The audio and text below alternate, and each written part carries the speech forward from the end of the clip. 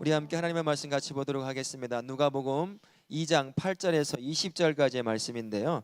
여러분 서로 한번 인사할까요? 다시 메리 크리스마스, 예수님 때문에 행복하세요 라고 큰 소리로 인사합니다. 메리 크리스마스, 예수님 때문에 언제나 행복한 우리 성도님들 되시기를 바랍니다. 여러분 선물 좋아하시죠? 선물은 싫어하셔요? 좋아하죠.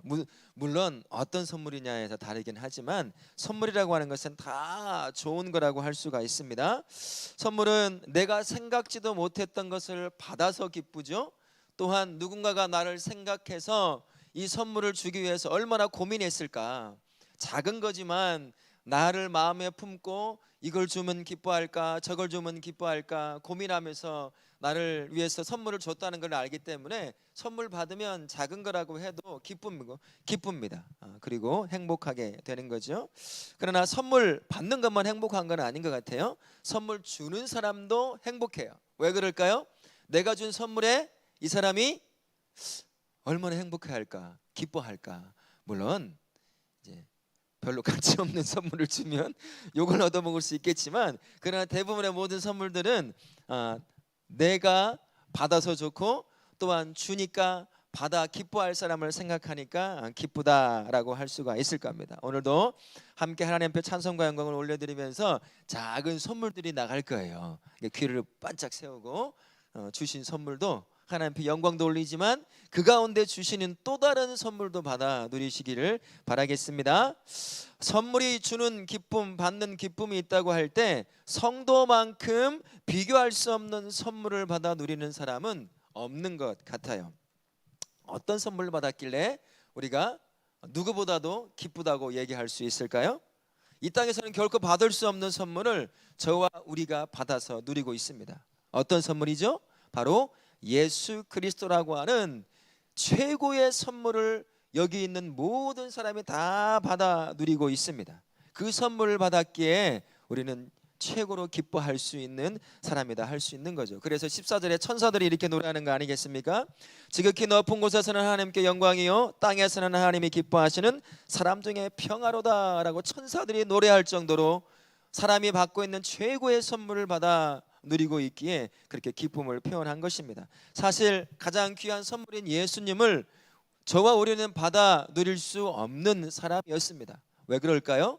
전능하신 하나님을 피조물이 어떻게 그분을 선물로 받아 누릴 수 있겠습니까?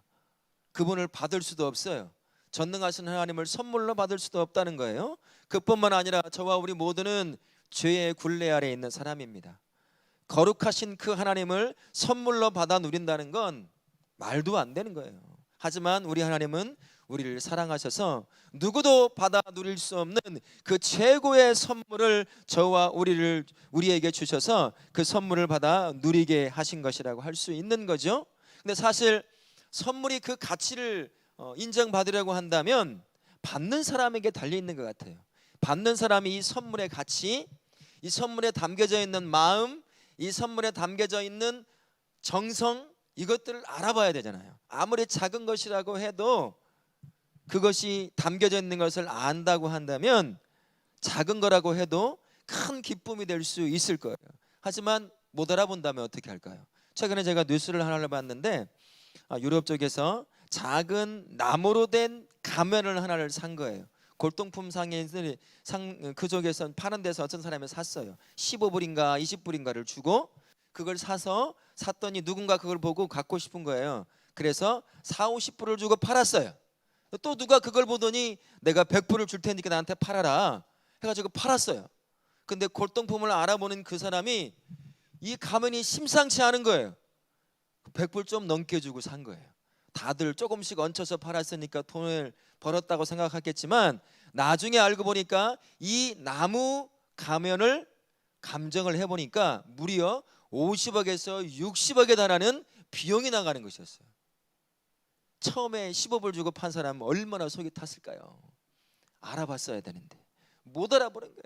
무엇을 줘도 못 알아보면 그 값어치를 못하는 것입니다. 하나님께서 우리에게 최고의 선물인 예수 그리스도를 주시고자 하셔도 우리가 못 알아보면 소용이 없는 거예요. 그래서 그 최고의 선물을 알아보게 하시려고 어떻게 이 땅에 오셨을까요? 인간의 몸을 입고 오신 거예요. 왜 인간의 몸을 입고 오시겠어요?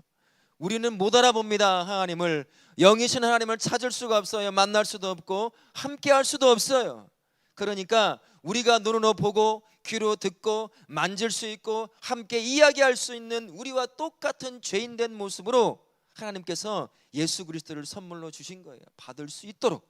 그래서 그걸 두고 로마서 8장 3절에 이렇게 이야기합니다. 율법의 육신으로 말미암아 연약하여 할 수 없는 그것을 하나님은 하시나니 곧 죄로 말미암아 자기 아들을 죄 있는 육신의 모양으로 보내어 육신의 죄를 정하셨다라고 말입니다. 가장 낮은 자의 모습으로 이 땅에 오셔서 마구간에 말구유에 누이셨어요. 왜 가장 낮은 자로 오셨을까요? 유대 사람들은요, 백마탄 왕을 기다리고 있었습니다. 백마탄 왕을 기다리고 있었어요, 메시아를. 그런데 예수님은 가장 낮은 자의 모습으로 오셨어요. 왜 그랬을까요? 가장 낮은 자부터 가장 높은 자까지 예수님, 하나님이 주신 가장 귀한 선물 못 알아본 일이 없도록 하시기 위해서 가장 낮은 자로 이 땅에 오셔서 누구나 다 그 선물을 다 받아 누릴 수 있도록 가장 낮은 자의 모습으로 이 땅에 오신 거예요. 성도인 저와 우리가 바로 그 최고의 선물인 예수 그리스도를 받아 누리고 있는 최고의 영광 가운데 있는 사람이라고 할 수가 있는 겁니다. 여러분, 그게 영광인 거예요. 우리가 누릴 수 있는 최고의 영광인 겁니다. 최고의 선물인 예수 그리스도를 받아서 영광을 누리는 것뿐만 아니라 이젠 그분이 내 안에 있으니 우리가 무엇을 할 수 있을까요?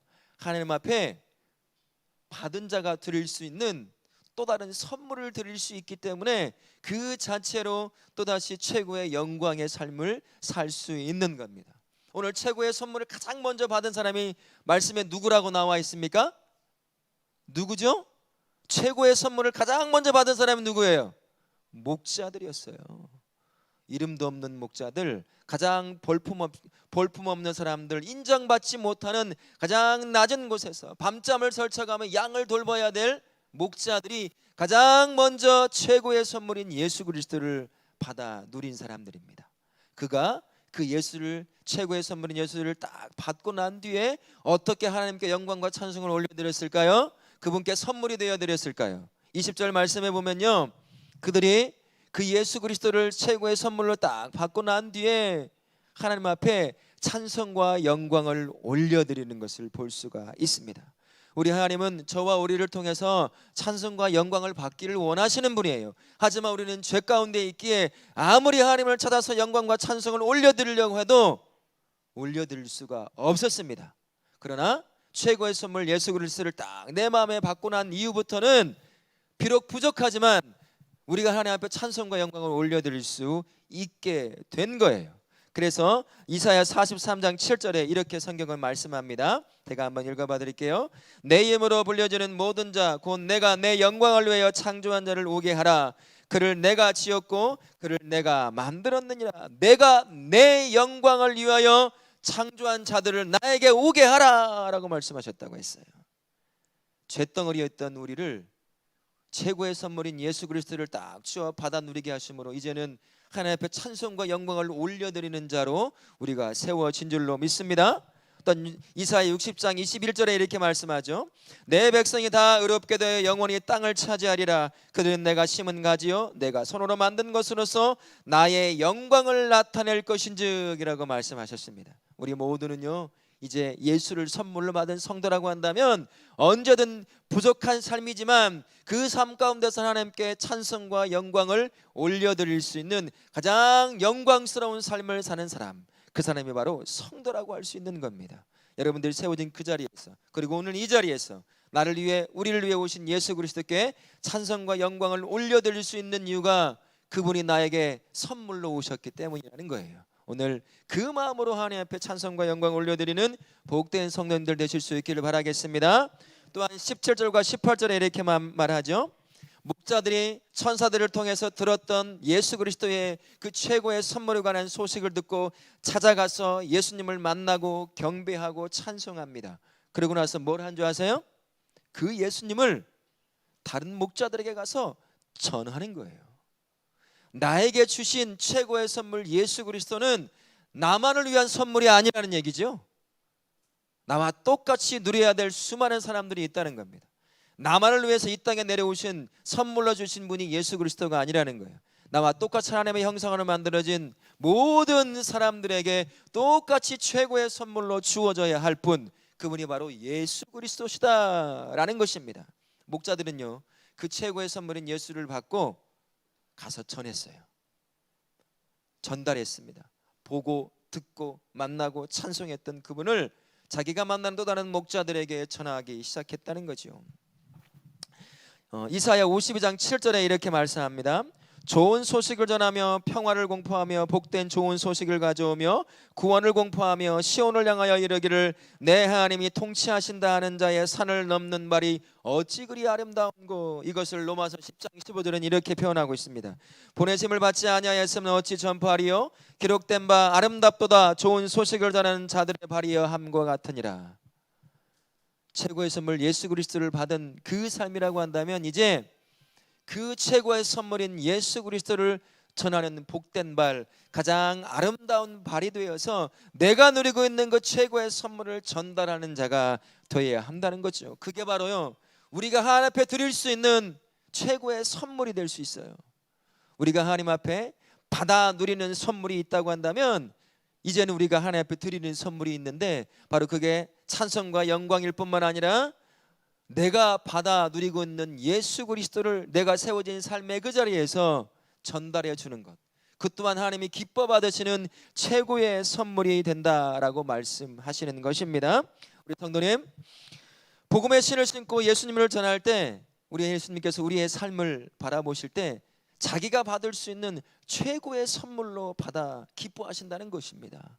저도 그렇고요, 우리 성도님 모두가 다 세워진 그 자리에서 지금 이 땅에 나를 위해 오신 예수 그리스도를 최고의 선물로 받았으니 나만 누리는 것이 아니라 그 누군가도, 나의 가족도, 나의 자녀도, 나의 부모도, 함께하는 직장의 동료들도 모두도 똑같이 그 예수를 최고의 선물로 받아 나처럼 구원의 은혜를 마음껏 누리는 자로 세워져야 될 줄로 믿습니다. 바로 그 모습을 볼 때 하나님이 기뻐하신다는 거예요. 내가 드릴 수 있는 건 뭐가 있겠습니까? 그게 하나님이 기뻐하시는 최고의 선물 중에 하나라는 것입니다. 우리 모든 다우라께 성도님들은 오늘 이처럼 준비해서 하나님 앞에 드리는 것처럼 세워진 바로 삶의 그 자리에서 최고의 선물인 예수를 받았으니 그 예수를 혼자만 갖고 있지 마시고 주변의 사람들에게 전함으로 말미암아 여러분 인생 자체가 하나님 앞에 최고의 선물이 되시는 복된 성도님 되시기를 예수님의 이름으로 축원합니다. 아멘.